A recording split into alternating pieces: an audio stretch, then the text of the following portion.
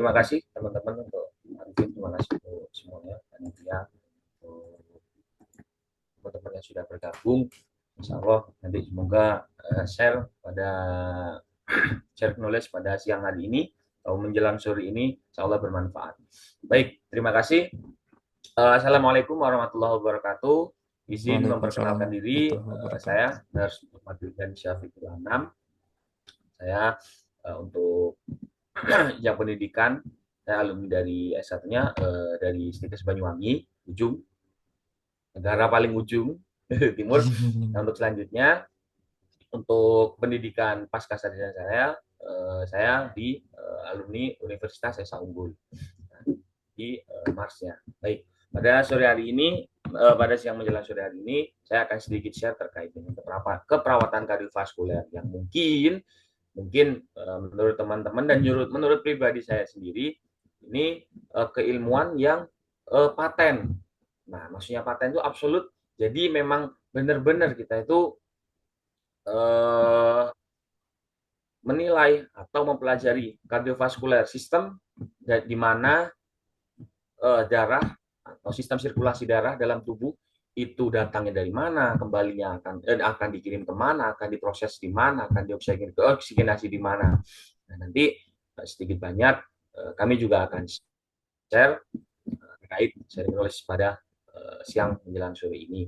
Nah, untuk karir saya saat ini saya bekerja di rumah sakit khusus jantung dan pembuluh darah hematologi. Rumah sakitnya juga masih baru juga, kurang lebih baru berjalan 5 tahunan sampai saat ini di bawah naungan Astra sendiri. Lokasinya ada di Jakarta Selatan di Blok S Kebayoran, Kebayoran Baru. Nah, boleh dilanjut, Pak. Next. Baik. Jadi keperawatan kardiovaskuler itu, ini profil saya ya, pendidikan non formalnya saya terakhir PKKVTD atau kardiologi dasar di Rumah Sakit Jantung Jakarta JHC, dan juga saat ini sedang pelatihan perfusi kardiovaskuler. Nah, untuk penempatan saya, ruang lingkup kerja saya saat ini yaitu di kamar bedah jantung khususnya. Nah, ada di bagian perfusinya. Jadi teman-teman yang sedikit spesial untuk kardiovaskuler atau bedah jantung itu memang salah satunya membedakan dari bedah-bedah yang lain yaitu adanya salah satunya adanya perfusionis. Itu anestesi ada pasti di bedah-bedah lainnya. Scrub pun, sirkuler pun pasti ada. Nah, ini yang spesial dari bedah jantung. Jadi ada dari teman-teman perfusi profesional juga berbicara kalau tidak ada sarjan bedah jantung kita tidak kerja. Nah, itulah kita perfusionis. Baik. Jadi boleh next, Pak. Jadi apa sih sistem kardiovaskuler itu? Jadi sistem kardiovaskuler itu merupakan sistem dalam tubuh kita yang bertanggung jawab. Nah, yang mana bertanggung jawab untuk mengalirkan darah yang dari, kalau untuk anatominya sirkulasi sistemik itu dari SVC IVC masuk ke RA rek atrium, lalu disalurkan lagi ke ventrikel kanan, lalu dioksigenasi menuju arteri pulmonaris, melalui arteri pulmonaris dan dioksigenasi di jantung. Nah, hingga sampai darah yang siap atau darah yang kaya akan oksigen ini disalurkan ke seluruh tubuh, yang mana nantinya bisa dipakai oleh masing-masing organ untuk makannya mereka ini. Nah, jadi sistem kardiovaskuler ini memberikan kesempatan untuk sel-sel mikrosirkulasinya itu dalam tubuh manusia mendapat oksigenasi, bagaimana dari paru-paru yang darah yang sudah dioksigenasi ini teroksigenasi. Nah, ini bisa tercapai ke bagian-bagian terluar, bagian terpinggir dari tubuh kita. Tuh.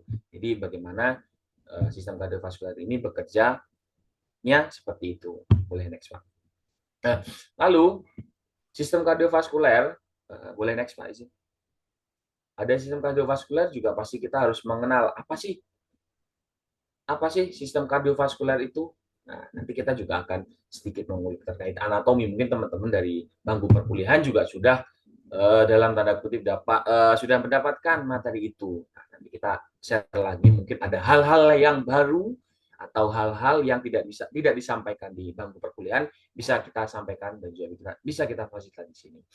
Lalu sistem kardiovaskuler ini jantung itu rata-rata bisa berkontraksi hingga 10.000 kali dalam 24 jam. Jadi memang Tuhan itu menciptakan jantung ini bisa otomatisasi sendiri. Jadi otomatis tanpa adanya intervensi dari kita ya sendiri.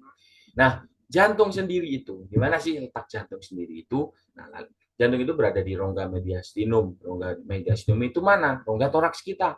Nah, berada di antara paru-paru kanan dan juga paru-paru kiri. Nah, itu itu kalau beberapa teori menyatakan beratnya itu bisa mencapai 250 sampai 400 gram. Nah, besarnya seberapa? Kalau teman-teman menghafalkan tangannya masing-masing. Nah, besar jantung itu seperti itu. Jadi memang Allah atau Tuhan kita, mohon maaf, Allah atau Tuhan kita memang menciptakan jantung itu sangat kompleks itu dan sangat luar biasa itu. Boleh next, Pak? Nah, lalu di dalam si jantung sendiri itu struktur jantungnya. Nah, struktur jantung manusia. Boleh next, Pak? Struktur jantung manusia. Jadi berada di rongga mediastinum ini juga mempengaruhi struktur jantung yang dapat membantu untuk mengidentifikasi kelainan jantung. Nah, dalam jantung sendiri itu ada empat ruangan, empat masing-masing dua ruangan bagian atas, dua ruangan bagian bawah.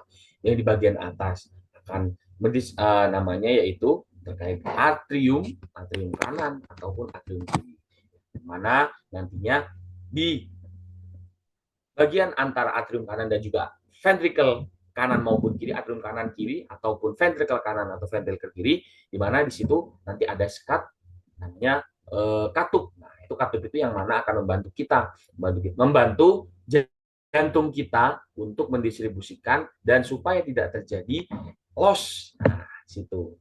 Jadi misal pompa air pasti harus ada valve-nya itu, penahannya.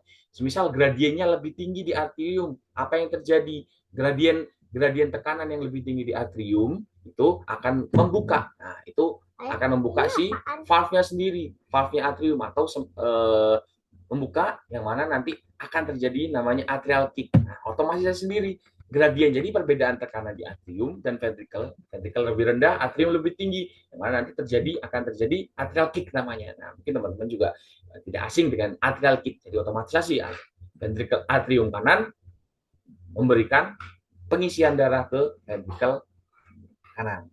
Itu. Dan begitu pun sebaliknya. Jantung akan bisa ruang-ruang jantung itu darah itu akan berpindah dari satu sisi ke sisi lain yang mana itu dibantu oleh perbedaan gradien atau tekanan di masing-masing ruang jantungnya. Jadi misal ada pasien gagal jantung kanan, nah artinya jantung kanan kompensasi dari tekanan gradien si ventricle kanan sendiri sudah lebih besar. Otot jantungnya juga lebih membesar karena apa? Karena dipaksa untuk bekerja terus-menerus. Jadi lelah. Nah, bahasa lainnya itu lelah.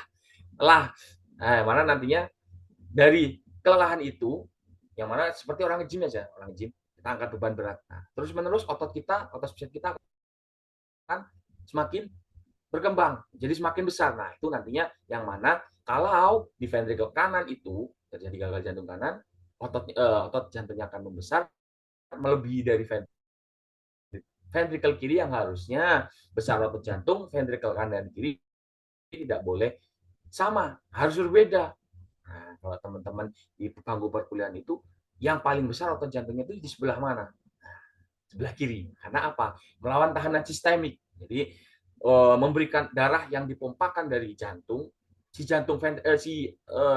bilik bagian kiri itu, ventricle kiri itu, yang akan melawan tahanan ke seluruh tubuh. Makanya kenapa jantung atau ventricle kiri itu ototnya lebih besar dari ventricle kanan. Kalau terjadi hal-hal, misal otot ventricle kanannya itu nanti lebih besar daripada kiri, maka itu akan terjadi gangguan.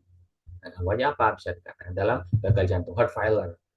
Jadi kontraksi si ventricle kanannya itu tidak maksimal. Nah, masuk ke yang akan di supply ke pulmonya. Nah, baik, boleh next Pak. Nah, lalu ini tadi yang sudah kita bahas, ruang jantung. Ruang jantung itu ada atrium kanan, atrium kiri, dipisahkan oleh atrioventrikular, katup-katup atrioventrikular, mana katup mitral dan juga katup trikuspid atau bikuspid biasanya. Bikuspidalis atau trikuspidalis. Dua valve, dua leaflet, maaf, dua leaflet. Nah, leaflet itu katupnya itu sendiri. Kita dua leaflet juga katup.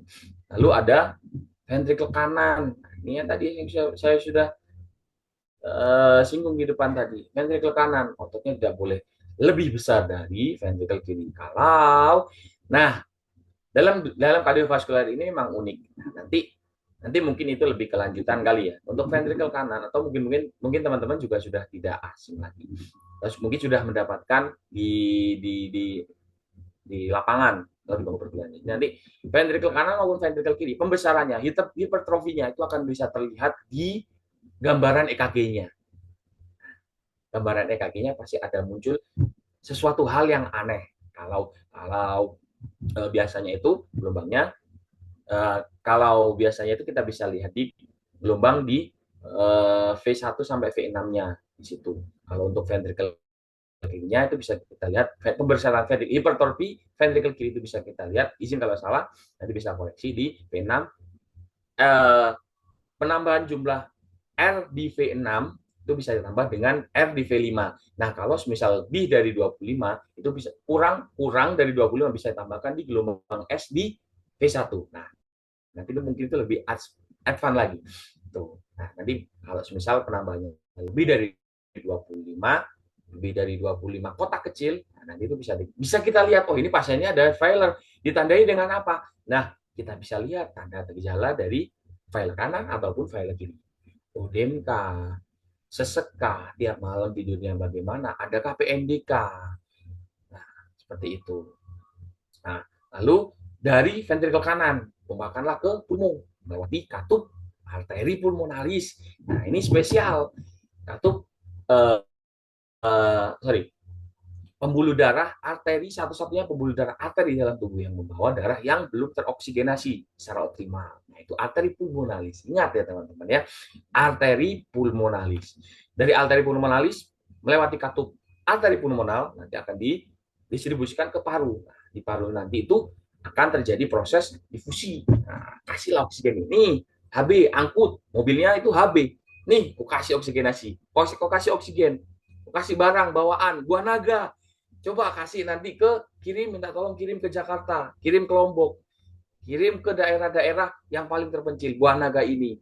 Nah, yang memastikan bagaimana si buah naga ini atau si oksigen ini bisa sampai ke Papua sana, itu harus adanya HB yang optimal. HB itu diibaratkan sebagai truknya, pembawanya, transportasinya.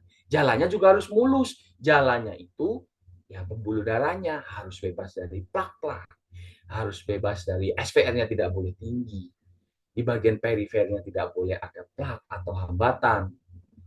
Resistennya tidak boleh lebih tinggi.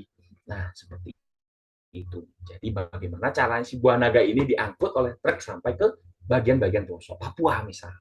Seperti itu. Lalu dari pulmo sudah kita masuklah dioksigenasi, masuklah ke atrium kiri, dari atrium kiri nanti.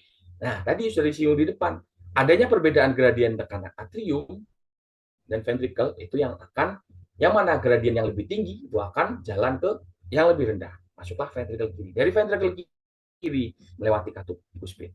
Nah, selanjutnya dari ventricle kiri nanti yang akan melawan tahanan sistemik melalui aorta. Nah, dari ventricle kiri nanti ejeksikan ke seluruh tubuh melalui katup aorta. Nah, harus melawan tahanan lagi itu. Jadi memang bebannya itu lebih berat di ventricle kiri. Nah, kenapa? Karena melawan tahanan di pulmo. Tahanan di sistemiknya. Ya, coba sekarang bayangkan saja ventricle kiri harus melawan tahanan sampai ke perifer, sampai di ujung-ujung jari teman-teman, mikrosirkulasi harus terpenuhi. Nah, itu. Nah, kalau dari pemisahan EHO-nya itu bisa kita lihat dari kekuatan massa otot jantung, ejection fraction. Berapa ejection fraction-nya?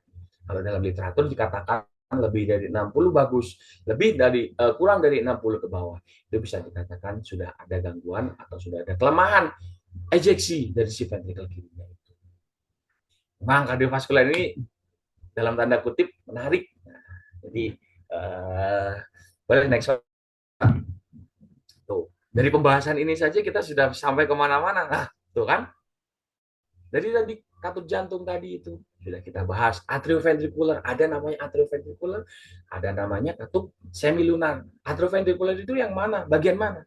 Tuh, katup trikuspid dan katup mitral. Nah, itu katup atrioventricular. Kenapa disebut atrioventricular? Karena berada di antara atrium dan ventricle. Kita menyebutnya, jadi dalam beberapa buku itu menyebutnya atrioventricular, yaitu katup trikuspid dan katup mitral. Nah, katupnya itu berada di antara atrium dan ventricle.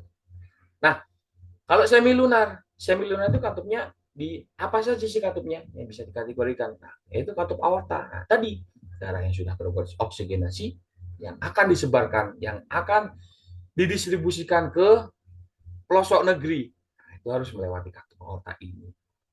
Sedangkan katup pulmonalis ini katup yang tadi itu yang akan mau masuk ke pulmonnya atau darah yang akan dioksigenasi di sana. Boleh next Pak izin. Berbicara katup. Nah, tadi saya berbicara di depan. Atrial kick, ejection feeling, atrial kontraksi, ventricle feeling, isovolumic contraction. Apa sih itu? Ya itu tadi nama lain dari siklus jantung semuanya. Dalam jantung kita ada 6 siklus. Ada yang bicara 5, izin maaf, ada 5 siklus. Yang pertama ventricle feeling, pengosongan, kosongin ventricle dulu. Ini waktu di mana fase diastol. Ventricle feeling akan bersamaan terjadinya dengan atrial kontraksi. Nah, atau atrial kick, tendangan dari atrium. Karena apa? Nah, karena perbedaan tekanan tadi. Ventricle kosong, ventricle kosong, isinya nggak ada, volumenya nggak ada. Nah, berbarengan dengan atrial contraction yang dapat darah-darah kotor dari seluruh tubuh ke atrium kanan. Nah, yang mana gradien tekanan yang berbeda dari atrium dan ventricle itu, perbedaan tekanan yang mana lebih tinggi dari atrium daripada ventricle, nah itu mendorong volume darah itu masuk ke ventricle kanan. Nah, melawan tahanan katup tricuspid sinus. Setelah ada volume, ada isiannya volume di ventricle kanan, isovolumetric contraction. Nah, ini persiapan fase di mana gradien dari ventricle itu, gradien tekanan di ventricle kiri, kanan ataupun ventricle kiri setelah terjadinya atrial contraction tadi itu meregang. Nah, benar-benar meregang. Jadi persiapan. Nah, mau nonjok nih, misal mau nonjok nih, persiapan udah siap-siap. Itu posisinya di isovolumetric contraction, persiapan. Nah, pada saat ventricle ejection, nah, itu sudah ventricle sudah membawakan darah ke pulmo ataupun ke sistemiknya. Kembali lagi ke isovolumetric relaksasi. Kembali lagi relaksasi. Nah, di atrial contraction tadi, kalau dalam elektrofisiologisnya atau gambaran di EKG-nya itu terjadi gambaran di gelombang P. Nah, itu ada lagi tadi nanti yang apa? Selain itu ada namanya nanti aksi potensial. Nah, maka dari itu teman-teman harus tertarik dulu nih, harus tertarik dulu dengan sistem kardiovaskular. Jadi sistem kardiovaskular itu luas, siklus jantungnya sendiri itu ada pembahasan sendiri, elektrofisiologisnya ada pembahasan sendiri.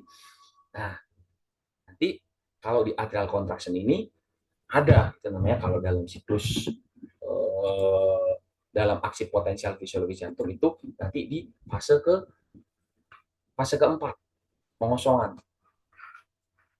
Semuanya lagi relaksasi, pengisian. Lalu di fase 0 nanti ada fase 0, natrium masuk. Kalau berbicara elektrofisiologis muatan, kenapa kok bisa sampai terjadi kontraksi, cross bridge, otot-otot jantung, bagaimana bisa terjadi? Itu nanti bisa dikulik di aksi potensial. Jadi aksi potensial itu ada 0 sampai 4. Dimana di 0 itu nanti atrium, 0 itu fase di mana natrium masuk, muatan positif masuk ke dalam sel. Nah, yang mana di dalam sel itu nanti muatan yang harusnya negatif bisa menjadi lebih positif. Nah, sembari masuknya natrium, kanal-kanal natrium di sel-sel itu terbuka. Dan juga jangan lupa di situ ada kalsium dan juga ada kalium. Kanal kalium terbuka, kanal kalsium pun juga terbuka. Yang mana nanti ada penurunan, sedikit penurunan di fase 1. Nah, fase 1 itu ada penurunan, yang mana itu artinya kekuatan negatif di dalam sel itu keluar. Time apa ya? Aduh. Iya, mohon izin Bapak. Kira-kira Oh, baik, sedikit lagi. butuh berapa menit lagi Pak Izin nanti? sedikit lagi. Oh, baik, baik, baik. Ah, Terlalu panjang karena memang menarik sekali ya. iya, menarik Oke, sekali baik, ya boleh Pak Pak, di kalau next Pak. bahas masalah Next. kardiovaskuler ini. Memang harus panjang ya Pak ya. Iya Pak. Boleh izin, boleh di next sedikit lagi Pak. Oke Pak. Pas. Nah, ini sirkulasi darah. Ada namanya sirkulasi sistemik. Tadi itu melawan tahanan harus sampai, buah naga ini harus sampai ke daerah yang paling ujung. Nah, itu bagaimana caranya? Ada sirkulasi darah pulmonal, hanya sebatas di pulmoner. Nah, ada sirkulasi koroner. Koroner, si truknya ini pasti butuh bensin. Nah, bensinnya itu dari mana? Ya ini tadi sirkulasi koroner. Jadi harus dapat makan. Koronernya sendiri itu harus dapat makan. Boleh next Pak.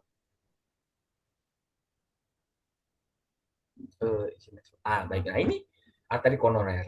Arteri koroner sendiri. Sirkulasi koronernya dari SCA bagian kanan nanti ke belakang, lalu ada L left main. Kalau di koroner sinus, koroner kiri itu ada namanya left main. Left main ini percabangan pertama. Nah, ini ujungnya left coronary arterium, coronary artery. Nah, jadi left main sendiri nanti bercabang lagi menjadi LCE, circumflex namanya, dan juga LAD, left anterior descending. Jadi left anterior ke depan, LCE-nya nanti ke belakang. Nanti teman-teman juga bisa mempelajari di lanjutan, di TKG lanjutan nanti bagaimana sisi-sisi manakah ketika ada gambar iskemik di bagian mana, bisa di RCA, bisa di RCA, bagian RCA nanti mana saja yang akan dipengaruhi kelemahan iskemik, bagian mana saja, ventricle kah, ventricle kanan kah, atau ventricle kiri kah yang akan terjadi iskemik untuk penurunan kontraksinya. Boleh next Pak. Lalu setelah arteri koroner, makan, jantung juga harus dikasih makan. Masuk ke sistem konduksi jantung. Dari sirkulasi tadi, siklus-siklus tadi, ini ada sistem konduksi jantung. Jadi memang jantung itu diciptakan secara otomatisasi. Jadi otomatisasi kemampuan untuk menimbulkan impulsnya secara diri sendiri. Iramanya harus teratur, iramanya. Tak, tak, tak, tak, harus teratur. Daya konduksinya, kemampuan untuk menyampaikan impuls ke seluruh koroner itu sendiri. Daya rangsangnya, kemampuan dipicu oleh alat terbuka atau kemampuan untuk bereaksi terhadap rangsangan.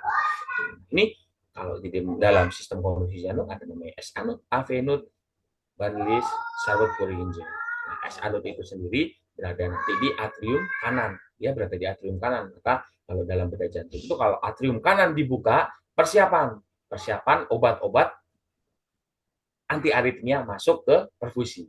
Persiapkan, pasti harus persiapkan. S anode ini frekuensinya di 60 sampai 100 kali per menit. Dipengaruhi oleh saraf parasimpatis dan juga saraf simpatis. Bisa otomatis sendiri, bisa juga dipengaruhi oleh saraf parasimpatis. Nah, lalu turun ke bawah ke AV node. Nah, ini AV node ini letaknya di sekat jantung. Kalau misal bedah jantung, kita membuka atau lagi repair, namanya mitral valve replacement. Nah, itu harus nggak mau harus membuka atrium bagian kanan. Mau nggak mau, ini nanti sistem konduksi jantung ini semuanya akan terganggu. Nah, kalau di perfusi kita juga harus mempersiapkan, memprepare semuanya. Obat-obat anti aritmianya mulai dari lini pertama, lidocaine atau enggak pakai amiodarone. Kita sudah persiapkan, sudah prepare. Kalau bedah jantung bisa membuka dari repair atau replacement dari katup atrioventrikulernya, harus persiapan karena memang mengobrak-abrik, bahasa kasarnya mengobrak-abrik si jantung kita. Nah, ini frekuensinya bisa 60 sampai 100, beda dengan si Avenue sendiri tadi itu dia otomatisasi sendiri. Jadi dia itu memang baterai utamanya. Baterai utamanya kalau dia sudah mati pasti ada dia si S anode ini, Avenue ini akan membackup dari si S anode ini. Bisa membackup, tapi impulsnya di 40 sampai 60 kali per menit. Nah, berada di septal atrium sebelah bagian kanan. Nah, atas katup tricuspid sudah sampai ada tindakan namanya tricuspid valve repair. liposwift, false refreshment, persiapan sudah kita sudah membuka ruang-ruang jantung kita. Dari sisi perfusi kita harus mempersiapkan obat-obatan di hari ini. Bundle list.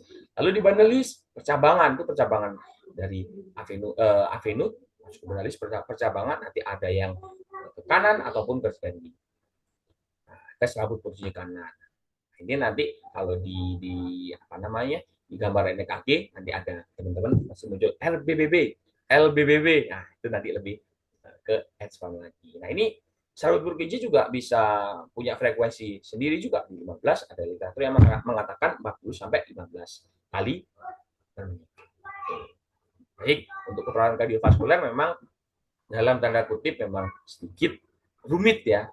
Tapi kalau teman-teman sudah masuk, sudah terjun langsung ke sana, insya Allah dunia keperawatan kardiovaskuler itu luas dan sangat nikmat untuk dipelajari.